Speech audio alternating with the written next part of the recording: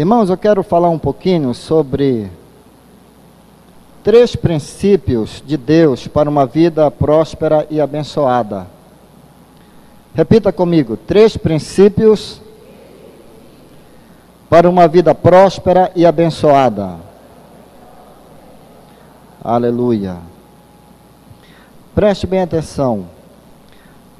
Assim que uma criança ela completa 4 ou 5 anos de idade, os seus pais têm o cuidado de colocar numa boa escola. Agora, por que os pais, eles têm esse cuidado de colocar seus filhos, desde criança, em uma boa escola? Para que aquela criança possa ter uma boa formação, para que aquela criança possa exercer futuramente, quando tiver adulta, uma boa profissão, para que ela seja bem remunerada pela boa profissão que ela estará exercendo. Não é assim? Sim ou não? Os pais motivam os filhos falando: meu filho, estude para você ter uma boa formação. Meu filho, estude para você ter um bom emprego, para você ser bem financeiramente. E a criança, o adolescente, o jovem, eles passam no mínimo 4 horas por dia em uma sala de aula, para que eles possam ter uma boa formação. Você que teve o privilégio de estudar, amém, glória a Deus. Você que ainda é jovem, não está estudando, o meu conselho para você é que você estude. Ainda há tempo para você estudar. Talvez você que já está numa idade avançada e que não teve oportunidade, ou talvez não aproveitou a oportunidade para estudar, talvez você não teve uma boa formação, mas esses princípios que eu vou te ensinar da palavra pode levar você a ter uma vida próspera e abençoada. Amém? Talvez o que você não aprendeu em tanto tempo, você vai poder aprender hoje, se você prestar bem atenção, porque são princípios da palavra de Deus. O que nós vamos estar falando não é uma mensagem assim, não é uma palavra de um triunfalismo falso. O que é um triunfalismo falso? Preste bem atenção. O qual muitos pregadores têm ensinado, têm pregado sobre um triunfalismo falso. O que é isso? É aquela mensagem que o pregador prega falando: vem para Jesus, que se você não tiver nada, você vai se tornar uma pessoa muito rica. Se você não tem casa, você terá casas boas, você terá uma mansão. Você não tem carro, você vai ter carros bons. Isso não é verdade. Isso não tem base no Evangelho do Reino de Deus. O Evangelho do Reino, ele fala sobre o verdadeiro arrependimento. A pessoa tem que vir para Jesus, não porque ela quer enriquecer, mas a pessoa deve vir para Jesus reconhecendo que ela é uma pessoa pecadora e que ela precisa do perdão dos seus pecados. Porque se ela não receber o perdão dos seus pecados em Cristo, ela está condenada. Então ela tem que vir com essa motivação, vir para Deus arrependida pelos seus pecados. Esse é o Evangelho do Reino. Quem está me entendendo? Essa é a motivação correta. Agora, Deus ele nos promete uma vida próspera e abençoada. A prosperidade e a bênção de Deus vai fluir na sua vida na medida que você obedece os princípios que Deus estabeleceu na sua palavra. Será uma consequência da sua obediência à palavra de Deus.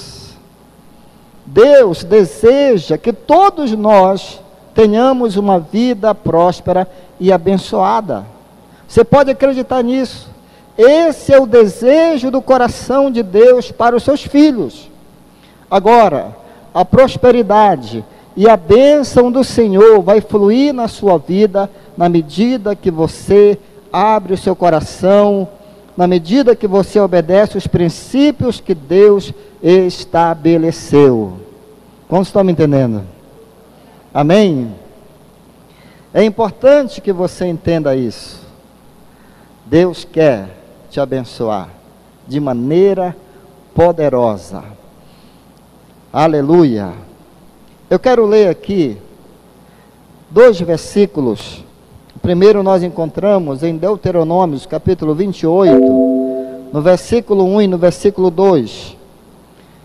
São versículos bem conhecidos. Abra a sua Bíblia em Deuteronômio, capítulo 28, versículo 1 e versículo 2.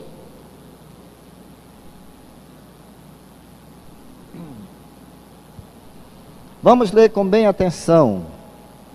Diz assim: se atentamente ouvires, preste bem atenção, se atentamente ouvires a voz do Senhor teu Deus, tendo cuidado de guardar todos os seus mandamentos que hoje te ordeno, o Senhor teu Deus te exaltará sobre todas as nações da terra.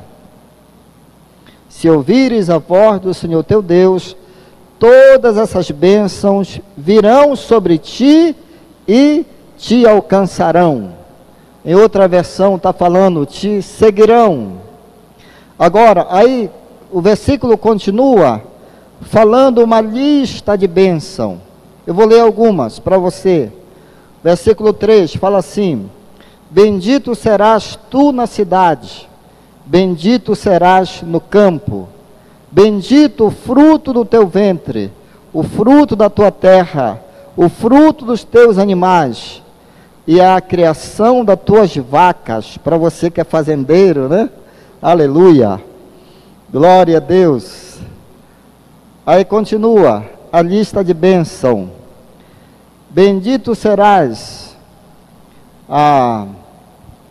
na cidade, bendito serás no campo, bendito o fruto do teu ventre, o fruto da tua terra, o fruto dos teus animais, a criação das tuas vacas. Eu já tinha lido isso, né? Os rebanhos das tuas ovelhas, bendito o teu cesto e a tua amassadeira, bendito serás ao entrares, bendito serás ao saíres. O Senhor entregará aos teus inimigos que se levantarem contra ti. Aí continua, né, assim falando sobre as bênçãos. Amém, queridos?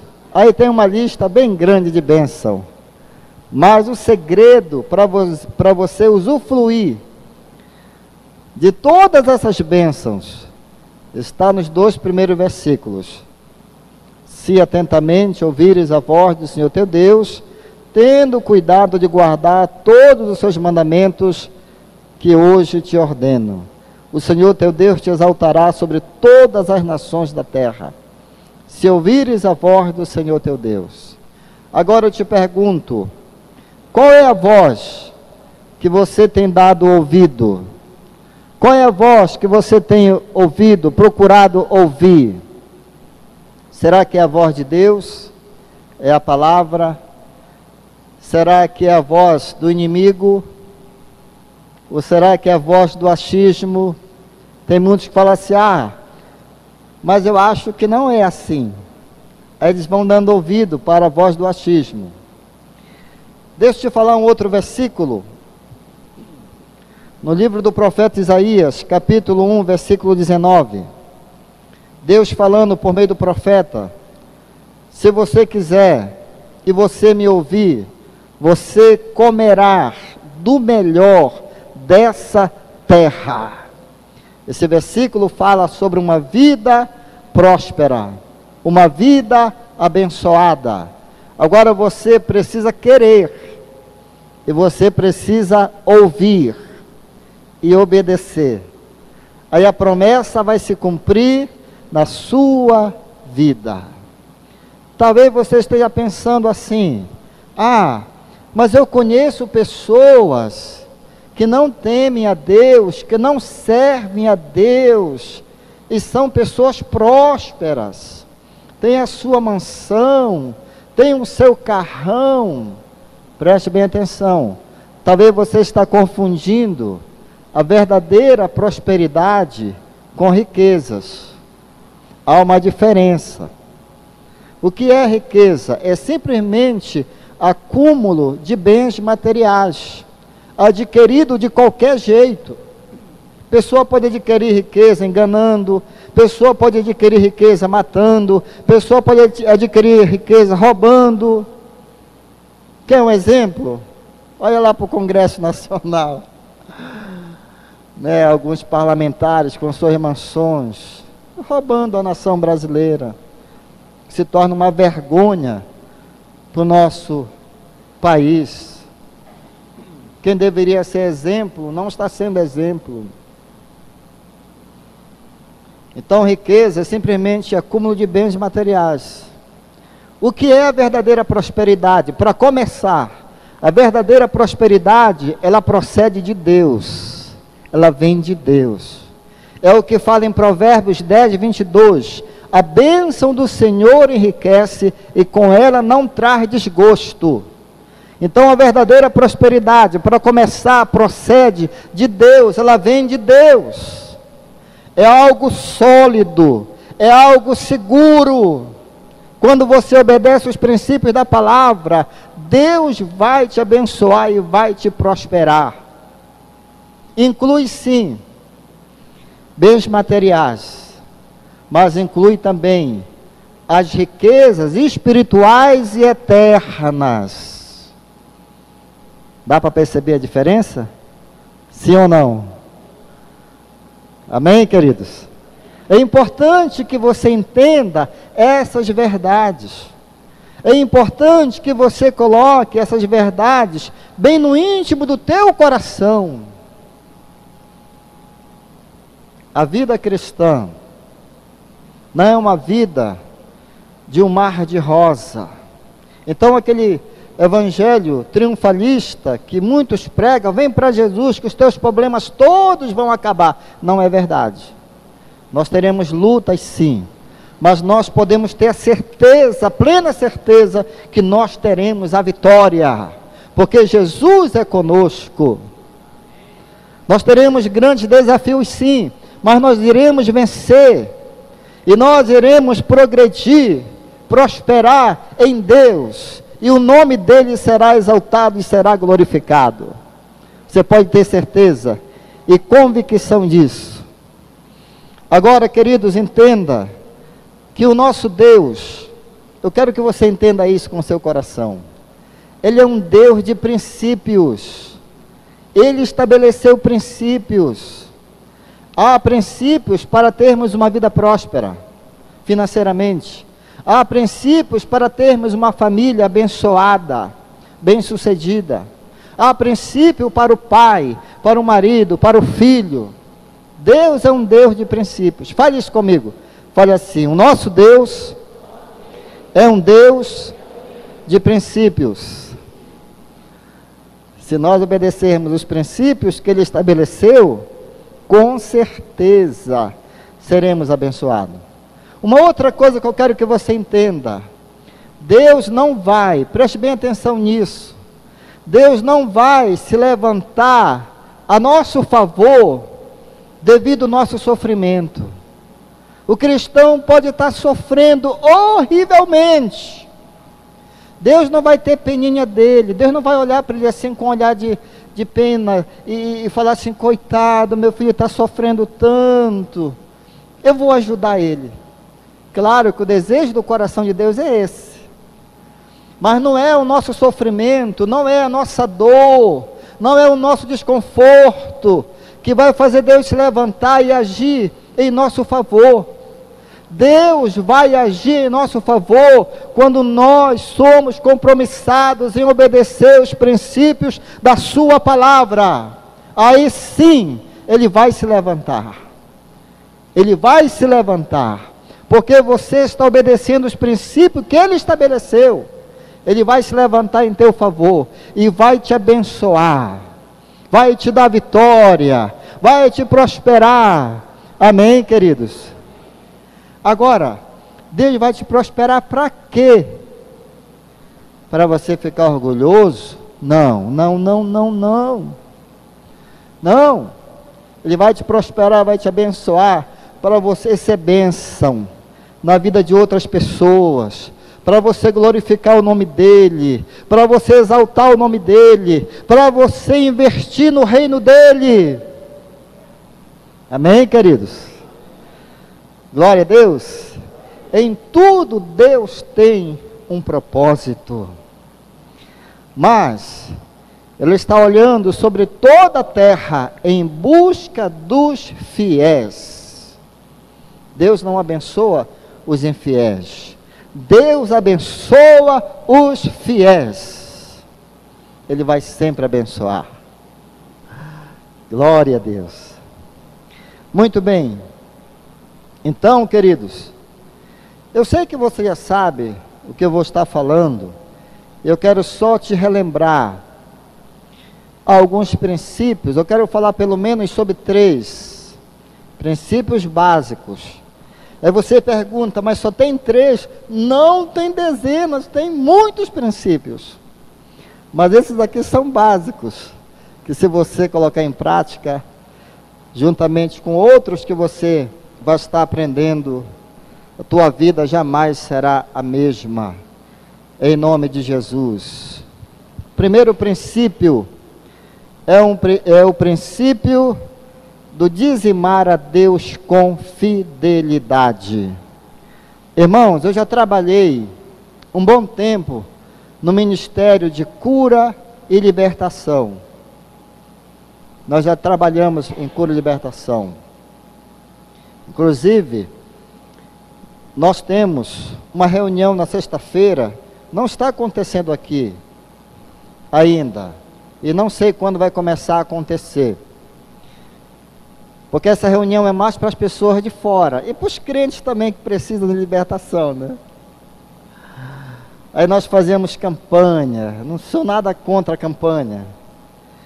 campanha aos pés da cruz, e outras campanhas que nós fazíamos, acontecia milagres, irmãos, milagres.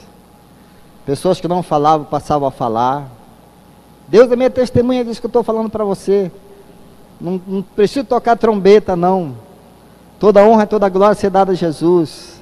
Amém? Pessoas quando entravam lá na porta do templo, caiu possessas, endemoniadas. Às vezes, assim, para a gente andar no meio das pessoas que haviam caído possessa, era preciso o obreiro redar um para cá, outro para ali, para a gente passar no meio. Mas quando nós falávamos sobre prosperidade, eu falava assim, logo de início eu falava, irmãos, se você não obedecer esse princípio aqui, não vai funcionar.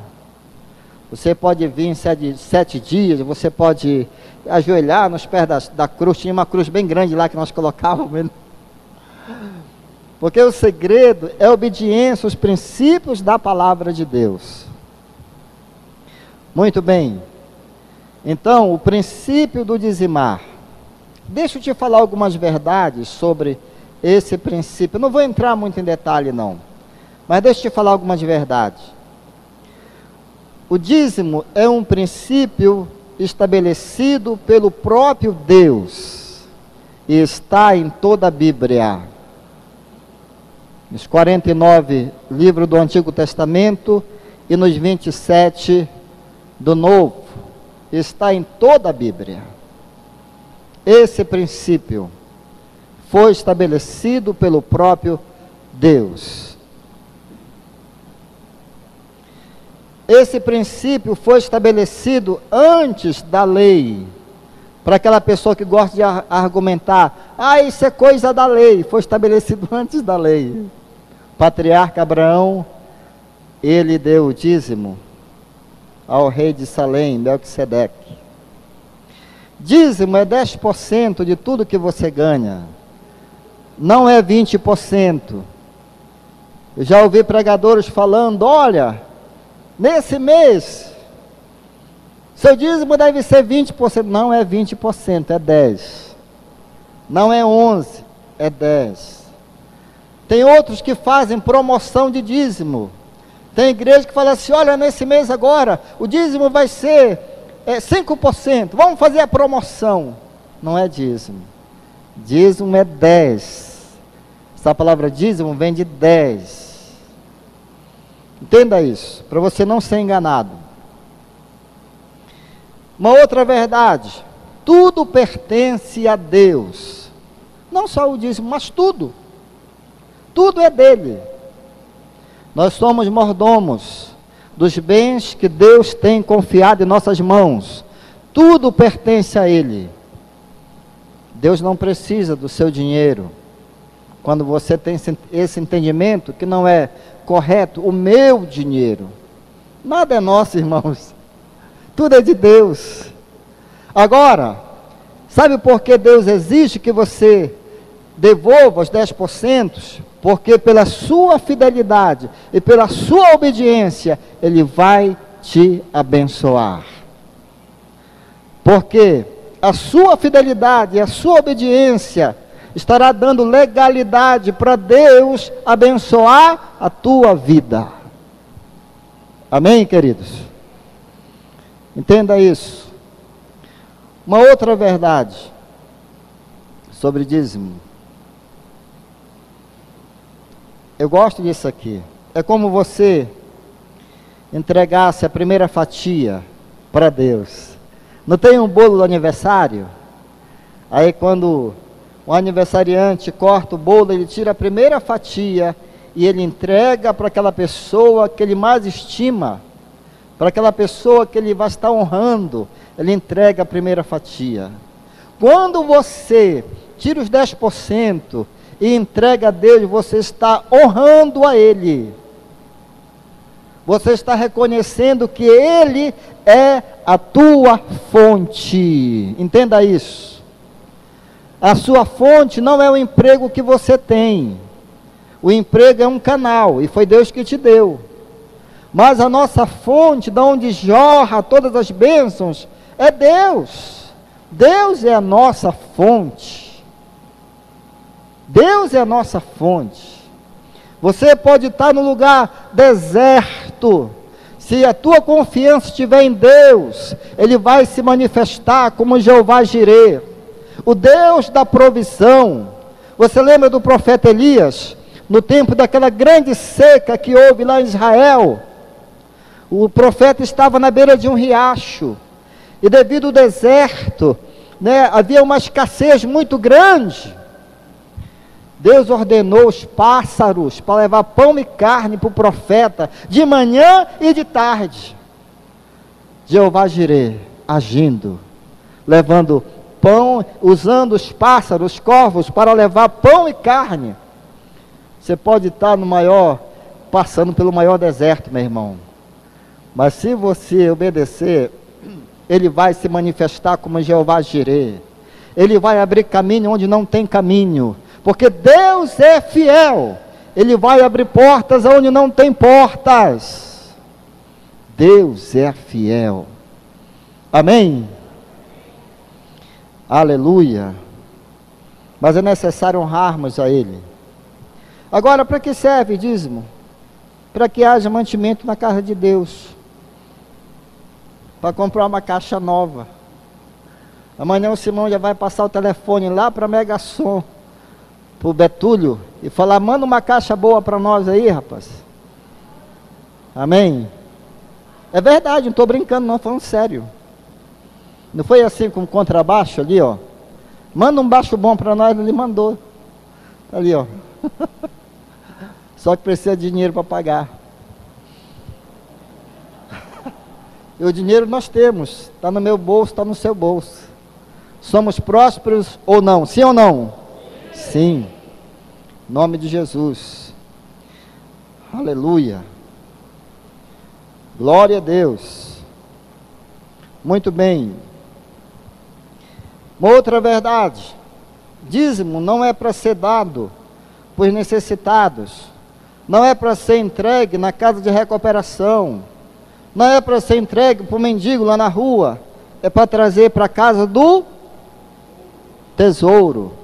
Onde é a casa do tesouro? É a tua igreja local, aonde você congrega, onde você está sendo alimentado pela palavra, é na sua igreja local. Muito bem. Agora, irmãos, promessas para quem dizima com fidelidade. Deus vai abrir as janelas do céu sobre a tua vida. Janela do céu fala sobre bênção sendo derramada, sobre a prosperidade de Deus sendo derramada sobre a tua casa, sobre a tua vida, sobre a tua empresa. Em nome de Jesus. Deus repreenderá o devorador das suas finanças. Eu creio, com base na palavra, que esse devorador é uma legião de demônios que age na vida da pessoa, que não é fiel a Deus. Às vezes quando você, talvez, ouve uma palavra que você busca na internet, vão falar o contrário. Mas você tem que ter base na Bíblia, na palavra. Inclusive eu estava pensando falar hoje sobre os ataques dos gafanhotos. Aí eu fiquei pensando, não, eu acho que esse tema pode espantar o povo, porque é igual um tema de filme de terror. Aí eu mudei o que eu ia falar. Mas os ataques dos gafanhotos estão lá em Joel, capítulo 1, versículo 4. E aqui o Malaquias, em Malaquias 3:10, ele fala sobre uma dessas legiões, que são os exterminadores de riqueza, que enganam o povo. Mas quando o povo de Deus é fiel, Deus repreenderá o devorador. Como é que o devorador se manifesta? Causando prejuízos. Às vezes a pessoa não é fiel para Deus, aí ela não devolve 10% e tem um prejuízo de 50%, 70% no mês. O devorador pode causar prejuízos, acidentes, são demônios. Peço que Deus te dê mais revelação sobre essas verdades. Uma outra verdade aqui. Uma outra promessa para os fiéis. Estaremos livres de maldição. Livres de maldição. Uma outra promessa. Vocês serão um povo próspero e abençoado. Malaquias capítulo 3, versículo 12, fala sobre isso. Todas as nações vos chamarão felizes. Olha lá o irmão, pai, um camarada feliz, abençoado, próspero, e o nome do Senhor será glorificado. Amém, queridos? Para nós sairmos daqui desse primeiro princípio e partirmos para outro, deixa eu falar sobre algumas desculpas. Há inúmeras, eu vou te falar só umas 3, para quem não dizima. Uma das desculpas bem conhecida, preste bem atenção, tem pessoas que falam assim, eu ganho muito pouquinho, Deus entende. É uma desculpa. Eu ganho muito pouquinho, mas é muito pouquinho que eu ganho, não dá. Eu ganho muito pouco, não dá. Deus entende. Querido, você sabe que Deus entende? É que aquela pessoa é infiel. Imagine comigo, se a pessoa não consegue ser fiel no pouco, como é que ela vai ser fiel no muito? É por isso que o princípio da palavra é esse: ser fiel no pouco, e sobre o muito eu te colocarei. Amém. Aleluia. Glória a Deus. Uma outra desculpa.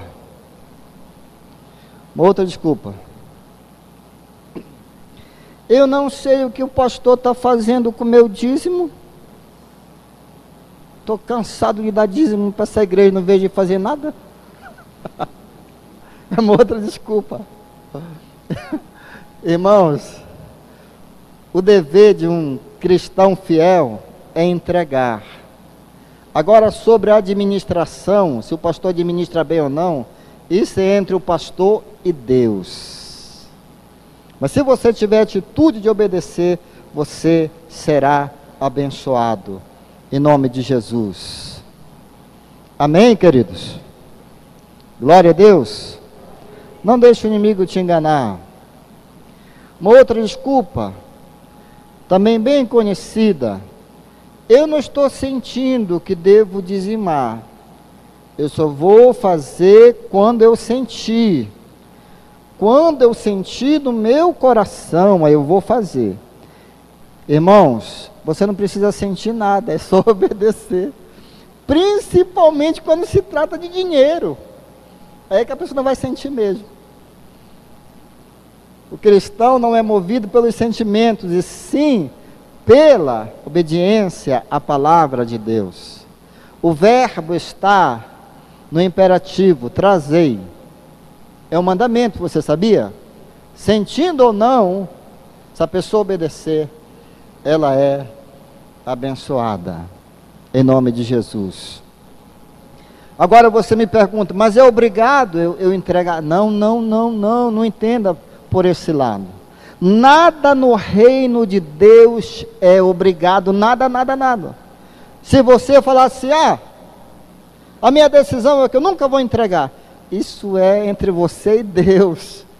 A nossa responsabilidade é te ensinar. Mas a decisão é sua. Lembra daquela cantiga? A decisão é sua? Então a decisão é individual. É você que decide. Deus não força e nem obriga a ninguém. Você nunca vai ouvir isso aqui nessa igreja, assim, você nunca vai ver alguém fazendo aquele apelo, quem dá 10, quem dá 30, quem dá o seu carro, não, você não vai, porque nós não acreditamos assim. Nós procuramos ensinar a palavra de Deus, os princípios da palavra de Deus, mas é Deus quem faz a obra, é o Espírito Santo quem faz a obra no coração de cada pessoa. Por isso que Deus fala, se você quiser, se você me ouvir, você vai usufruir do melhor. Mas se você não quiser, isso é problema seu. É Deus que fala, irmãos. Quem está me entendendo? Aleluia. Muito bem. Segundo princípio, ligado a esse princípio, é o princípio da semeadura no reino de Deus. Semeadura. Em Marcos capítulo 4, versículo 26, fala que o reino de Deus funciona assim, como se um homem lançasse uma semente sobre a terra. Entenda isso, meu irmão, que tudo na nossa vida é uma semente. A lei da semeadura é tão importante que o próprio Deus praticou essa lei. O sonho de Deus era ter muitos filhos, a imagem e a semelhança dele. Ele teve que semear o seu único filho. Jesus veio à terra como semente de Deus o Pai. Deus o Pai sonhou em ter muitos filhos. Ele teve que semear o seu único filho. E hoje nós somos frutos da semeadura do próprio Deus. Quem é filho de Deus aqui?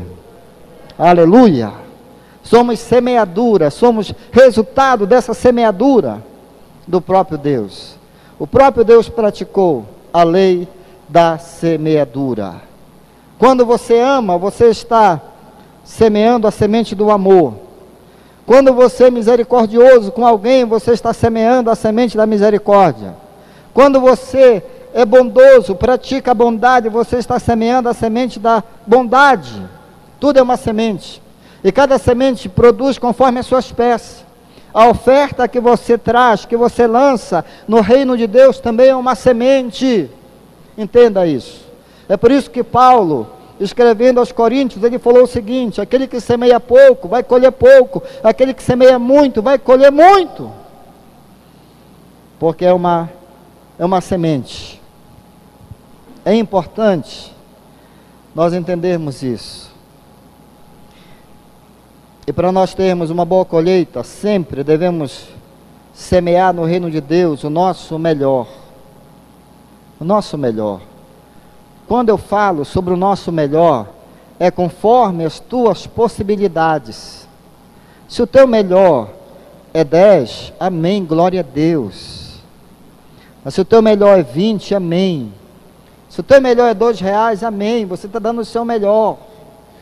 Mas se você pode dar 10 e você dá 1, não está sendo o seu melhor.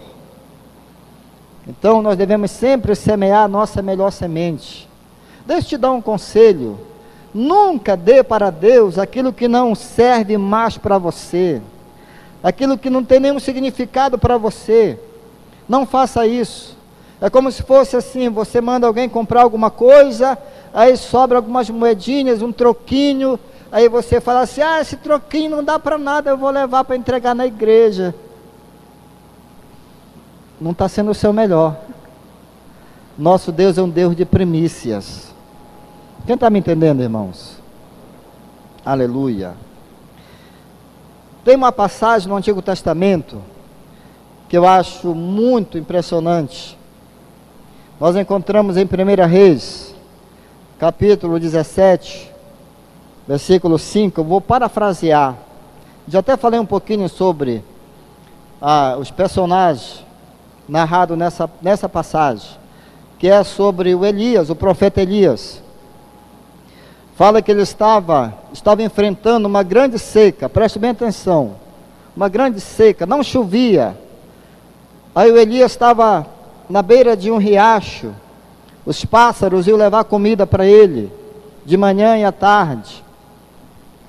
Aí de repente o riacho secou, aí veio a palavra do Senhor, falando com Elias, preste bem atenção nisso aqui. A palavra foi a seguinte: eu quero que você vá até uma cidade,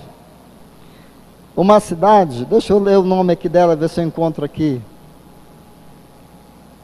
Não estou encontrando o nome dessa cidade aqui. Aonde havia uma viúva, o nome dela é Sarepta. Aonde havia uma viúva, e a palavra de Deus foi essa para Elias: vá até essa cidade, porque essa viúva vai te sustentar. Eu já ordenei ela para te sustentar. Aí o Elias obedeceu, ele chegou lá em Sarepta.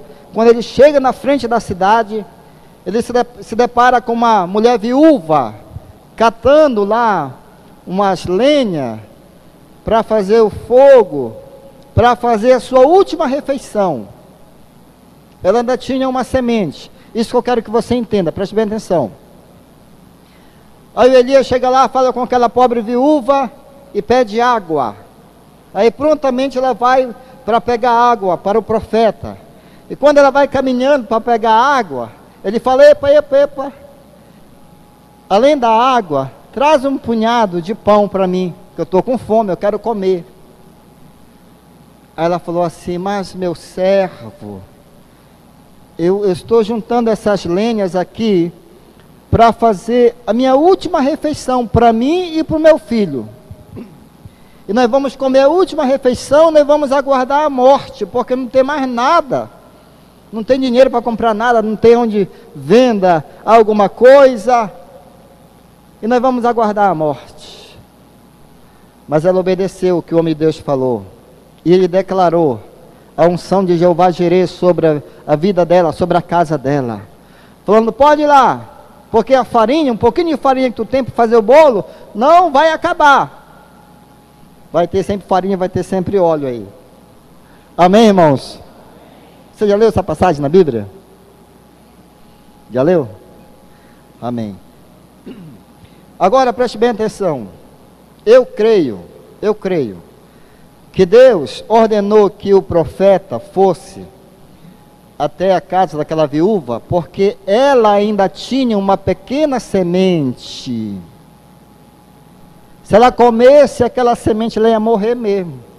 Ela ia comer a última semente que ela tinha, aí depois não ia ter mais nada. Ia acontecer aquilo que ela estava prevendo. acontecer.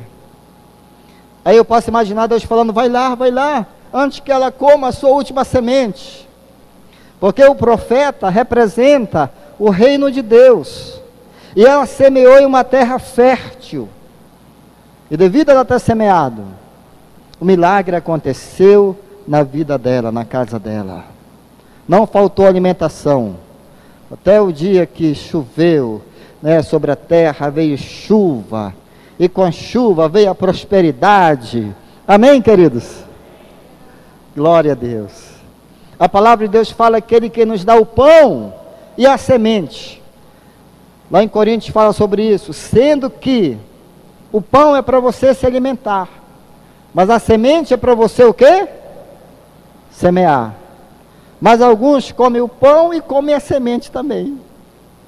E não é assim que funciona. Um outro exemplo que me chama muita atenção. No Evangelho de João, capítulo 6. Em meio a uma grande multidão. Eu vou parafrasear. Os discípulos chegaram com Jesus e falaram assim: Mestre, despede essa grande multidão, porque alguns vieram de tão longe, já estão caminhando 2, 3 dias conosco, esse povo está exausto, esse povo está com fome. Aí Jesus falou assim: dá comida para eles. Mas como, mestre? A gente não tem comida nem para nós, a gente vai dar comida para essa grande multidão? E de repente aparece um adolescente, que ele tinha levado o seu lanche. Ele tinha levado o seu lanche, 5 pães e 2 peixinhos. E ele entrega aquele lanche que era dele, ele entrega na mão de Jesus. Ele falou: está aqui, Jesus, estou dando o meu lanche aqui. Jesus pega, ele semeou, aquele adolescente semeou o seu lanche, entregando nas mãos de Jesus. Jesus pega, apresenta o Pai, e houve o milagre da multiplicação. Amém, amados? Ali havia para mais de 5.000 pessoas. Todos comeram e ficaram fartos. Porque um jovem, um adolescente fez a diferença. Amém? Glória a Deus. Então, queridos, o princípio da semeadura, a oferta, a contribuição que você entrega, é uma semente, está sendo semeada no reino de Deus. E ela vai frutificar, ela vai produzir 30, 60, 100 vezes mais sobre a sua vida. Tenha esse entendimento, em nome de Jesus de Nazaré. E continue sempre semeando no reino de Deus. Aleluia. Terceiro e último princípio que eu quero, assim, falar com os irmãos, é o princípio de uma boa administração daquilo que Deus tem colocado nas tuas mãos. Princípio de uma boa administração. Tem pessoas, não é o seu caso, mas tem pessoas que vivem uma vida financeira toda enrolada. Você compreende essa linguagem enrolada? Compreende? Toda embaraçada. Essa pessoa leva muito a sério aquele ditado popular: o dever é acima de tudo. Ele deve para Deus e o mundo. Deve para todo mundo. Uma vida toda enrolada. Aí eles falam assim: eu estou nessa situação porque eu ganho muito pouco. Eu trabalho tanto, eu só ganho um salário mínimo. Agora pensa comigo, se ele está todo enrolado com um salário mínimo, se ele não sabe administrar um salário, você acha que ele vai saber administrar 2? Se ele não está conseguindo administrar 1, ele vai saber administrar 2? Sim ou não? Me ajuda aí, sim ou não? Claro que não, irmãos. Isso é um engano. Porque não é o que ele ganha, é a falta de uma boa administração. A gente ouve muitas reclamações: eu estou nessa situação porque eu ganho muito pouco. Mas se não for fiel no pouco, não vai ter o muito. É importante nós entendermos isso. Vamos olhar aqui algumas dicas básicas para uma boa administração. Primeira coisa, honre a Deus com as primícias da tua renda. Aquilo que nós já falamos. É pouco, mas honre a Deus. Seja fiel no honrar a Deus. Separe aquilo que é de Deus. Provérbios 3:9 fala sobre isso. Coloque Deus em primeiro lugar. Coloque Deus em primeiro plano, porque Ele é o abençoador. Ele que faz multiplicar. Ele quem abençoa.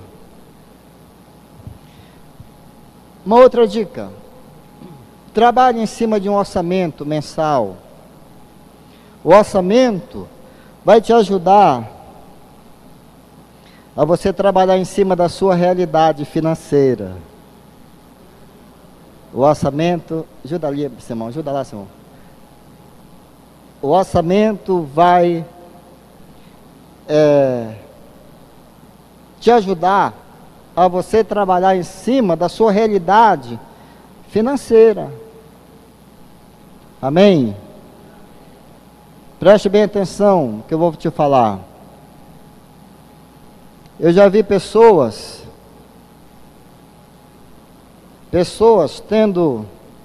comprando celular, só exemplo, de R$4.000, ganhando um salário mínimo. Meu Deus do céu. Eu não caio numa loucura dessa, que eu não posso. Para me dar 500 conto no celular, eu já acho caro. Ah, mas o celular não tira foto. Eu não quero tirar foto. No filme, eu não quero filmar, eu quero falar com alguém. Dando para falar com alguém, para mim está bom demais. Amém, queridos? Aí a pessoa se empolga, vai lá e foge do seu orçamento. E não é por aí, irmãos. Uma outra dica, tenha um bom planejamento do seu tempo. Só existe 2 dias no ano que nada pode ser feito. Um se chama ontem e outro se chama amanhã. Portanto, hoje é o dia certo para acreditar e fazer. Administre bem o seu tempo, em nome de Jesus. Nunca gaste mais do que você ganha. Se você ganha 2 salários, você não pode nem gastar os 2. Faça tudo para gastar só 1,5. Deixa meio lá de reserva.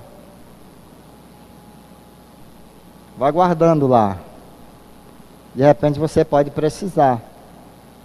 Amém, queridos? Aleluia. Eu estou lembrando de uma pessoa, presta bem atenção no que eu vou te falar, que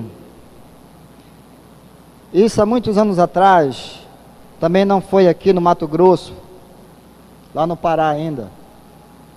Essa pessoa chegou comigo e falou assim: pastor, cortaram a minha luz, estou no escuro lá em casa, me ajuda aí. E essa pessoa estava trabalhando, não estava desempregada, presta atenção, estava trabalhando. Aí a gente corre para cá, corre para ali, consegue dinheiro, ajuda o irmão. Religar a luz lá do irmão. Aí no próximo mês o irmão vem de novo: pastor, cortaram de novo. Eu fiquei: irmão, cortaram de novo? Cortaram. Cortaram de novo. Por incrível que pareça, irmãos, aí demos um jeitinho brasileiro, né? Aí a terceira vez, disse: não, irmão, tem alguma coisa errada. Pelo amor de Deus, irmão, você está trabalhando, você está ganhando dinheiro, o que está acontecendo?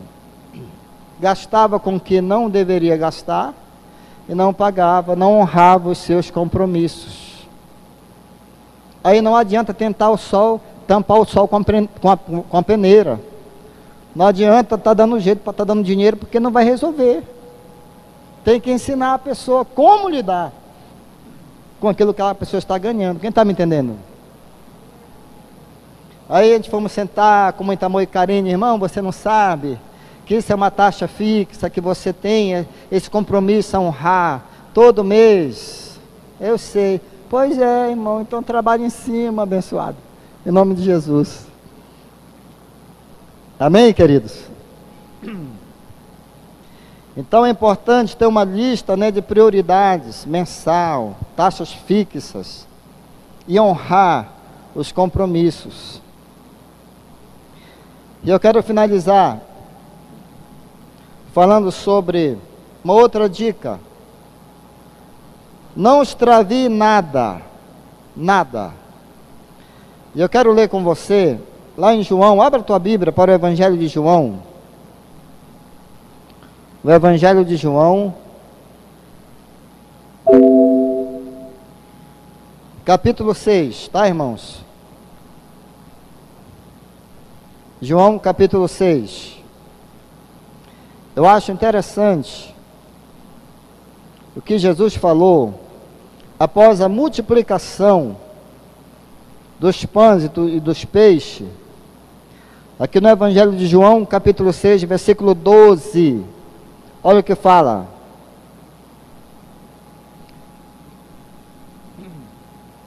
Diz assim. João capítulo 6, versículo 12. E quando estavam saciados, disse aos seus discípulos: recolhei os pedaços que sobraram, para que nada se... Fale comigo, para que nada se perca. Fale comigo, para que nada se perca.